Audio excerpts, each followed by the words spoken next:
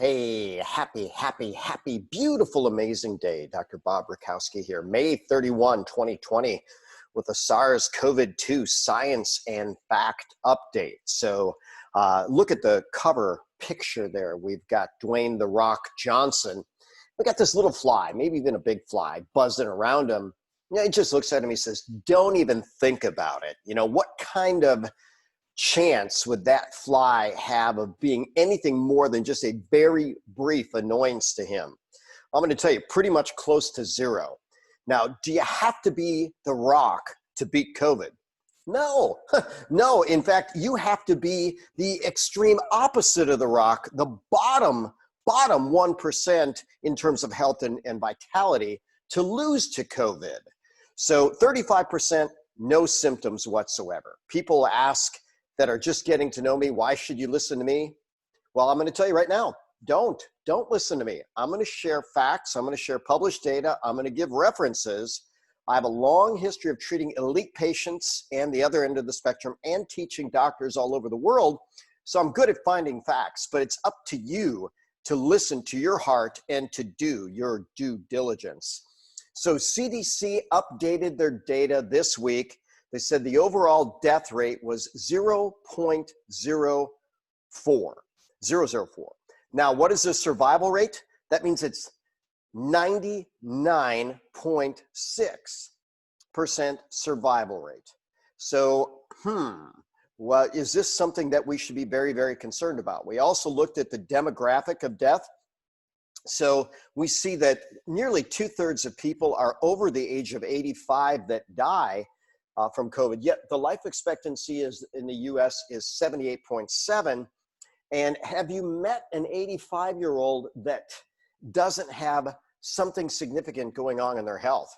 Hey, I met a few and they're not worried about COVID, but let's just say the vast majority of them, probably 97%, have something very significant. Oh, and those are the numbers that track who dies with COVID. 97% have something else significant going on within their body. So literally, you have to be near the bottom of the bottom 1% of sick people to die from COVID. So picture, COVID versus the sickest 2%. COVID's got a good shot, but hey, if we get the right team helping this person out, they can even win. What if you're even in the top 35%, those that don't have any symptoms? COVID, don't even think about it. You're not even a fly buzzing around me. Here are the stats. Worldometer says we got 7.788 billion people. We know the death rate. We've been tracking that for years on end. We know precisely where it should be. 151 days of the year. This is the percent of the year that's gone. And worldwide, we are 42,000 deaths below projection. Same type of thing used in the US. We're even significantly lower than last year's death rate. So is this pandemic killing us? No. Who's it killing? 85 and above. 85 and above. That's who it's killing. This is very, very bad for people that are vulnerable and elderly, or the combination of both. But for the vast majority of us, or at least 1/3 of us, no symptoms at all. If you're in the bottom 2%, that might be a problem for you. So, we've talked about a drug-free America for a long, long time, but that's not even close to true. We are the most drugged nation in the world. We represent a little over 4% of the population. We use 50% of the world's drugs. 7 of the top 10 drugs set us up for a COVID crisis. We rate 37th in the world in terms of our healthcare systems. And I want you to think about this. First world countries have a gross domestic product exceeding $15,000 per person. Oh, and guess what? 31 countries are on that list. So we're 37.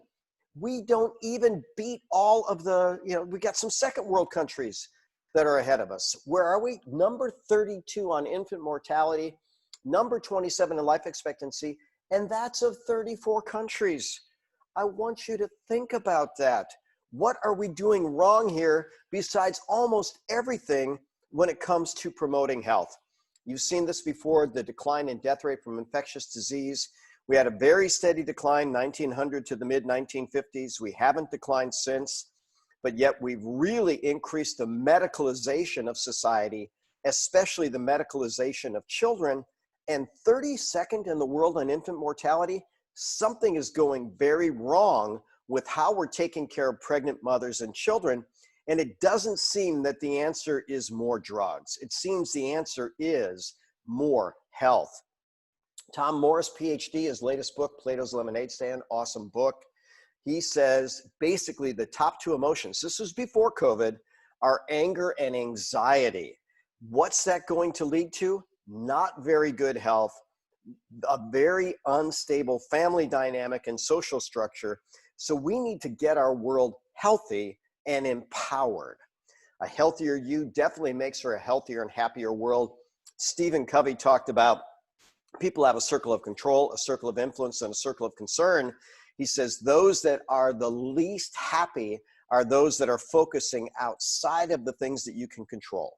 So what can you control? How about what you put in your body? How about how you move your body? How about you interact with others? How about be loving and diligent in all of those interactions?